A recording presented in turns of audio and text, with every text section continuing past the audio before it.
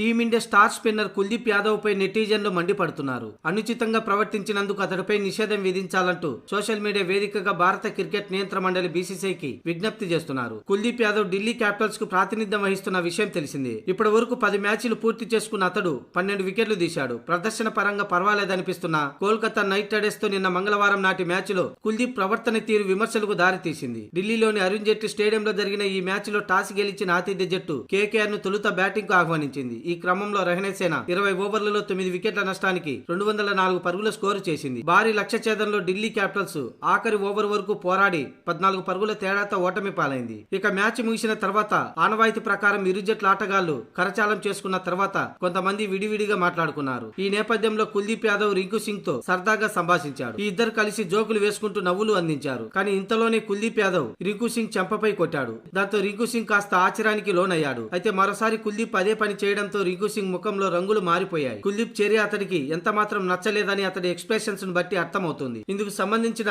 దృశ్యాలు సోషల్ మీడియాలో వైరల్ అవుతున్నాయి. ఈ నేపథ్యంలో కుల్దీప్ యాదవ్ తీరుపై నెటిజన్లు ఆగ్రహం వ్యక్తం చేస్తున్నారు. ఎంత చొరవ ఉన్నప్పటికీ లైవ్ లో ఉన్నప్పుడు సహచర ఆటగాడి పట్ల ఇలా ప్రవర్తించడం సరికాదంటూ హితవు బలుగుతున్నారు. ఇదిలా ఉంటే ఈ మ్యాచ్ లో కుల్దీప్ యాదవ్ 3 ఓవర్ల బౌలింగ్ లో 27 పరుగులిచ్చి 1 వికెట్ కూడా తీయలేకపోయాడు. ఇక మరోవైపు రింకు సింగ్ కేకేఆర్ తరపున 6వ స్థానంలో బ్యాటింగ్ కు వచ్చి 25 బంతుల్లో 36 పరుగులు చేశాడు.